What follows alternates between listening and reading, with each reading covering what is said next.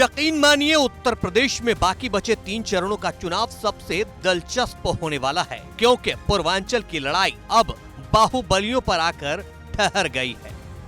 ताजा डेवलपमेंट ये है कि उत्तर प्रदेश की सियासत के 2 बाहुबली अब एक दूसरे के आमने सामने खड़े नजर आ सकते हैं। बीजेपी के खेमे में जौनपुर के पूर्व सांसद और बाहुबली नेता धनंजय सिंह पहले ही आ चुके हैं, तो दूसरी तरफ राजा भैया अखिलेश के खेमे में खड़े नजर आ सकते हैं। अगर सूत्रों की माने तो राजा भैया को सपा ने समर्थन के लिए मना लिया है, यानी बेती के किले में अब अखिलेश के समर्थन का नारा गूंजेगा। दरअसल पिछले 24 घंटों में पूर्वांचल वाला ये सियासी खेल इतनी तेजी से बदला है कि हर कोई हैरान है, क्योंकि मंगलवार को जब बीजेपी के संजीव बालियान और विनोद सोनकर राजा भैया से मिलने आए थे, उसके बाद भी राजा भैया ने ऐलान कर दिया कि कार्यकर्ताओं और समर्थकों को जो ठीक लगे वो फैसला ले सकते हैं।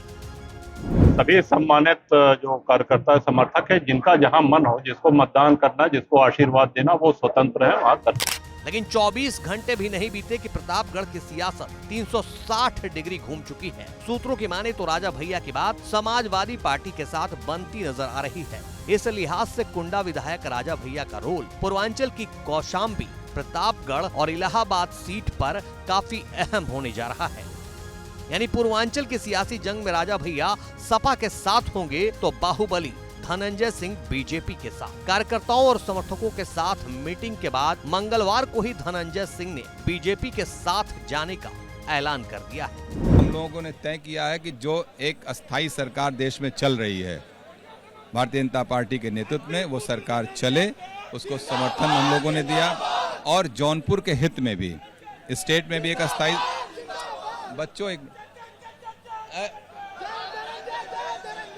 स्टेट में भी एक अस्थायी सरकार चल रही है। इस बात को देखते हुए और जौनपुर के डेवलपमेंट को, अगर हमको बाबू सिंह कुशवाहा और कृपा शंकर में चयन करना हमारी, अब मैं चूंकि कंटेस्ट में नहीं हूं, तो मुझे कन्विक्शन होने के नाते उस परिप्रेक्ष्य में मैं देखता हूं कि जौनपुर में लोकल व्यक्ति को ही चुन लिया जाए। भले वो मुंबई से आए हैं, लेकिन हैं तो यहीं बसेंगे, यहीं उनके घर परिवार के लोग। इसके एक सहयोगी जो हमारे साथ हैं, वो सब लोग वोट करेंगे भारतीय जनता पार्टी। चुनाव में या आगे भी रहे? इस चुनाव में, इस चुनाव तक समर्थन है मेरा। इस लोकसभा, चूंकि मैं नहीं हूं, मैं होता तो सारे लोग मेरे साथ होते, तब मैं लड़ रहा होता विपक्ष में। आज मैं नहीं हूं तो मैं मोदी जी, योगी जी के साथ हूं।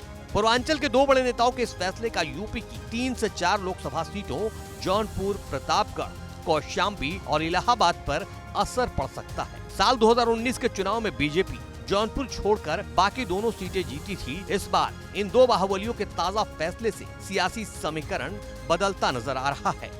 ऐसे में जानना बेहद जरूरी हो जाता है कि जौनपुर, प्रतापगढ़ और कौशाम्बी के 2014 और 2019 में नतीजे क्या रहे हैं। जौनपुर लोकसभा सीट की बात करें तो साल 2019 में जौनपुर सीट से बीएसपी के श्याम सिंह यादव ने जीत दर्ज की थी, जबकि 2014 में जौनपुर सीट से बीजेपी के कृष्ण प्रताप सिंह जीते थे।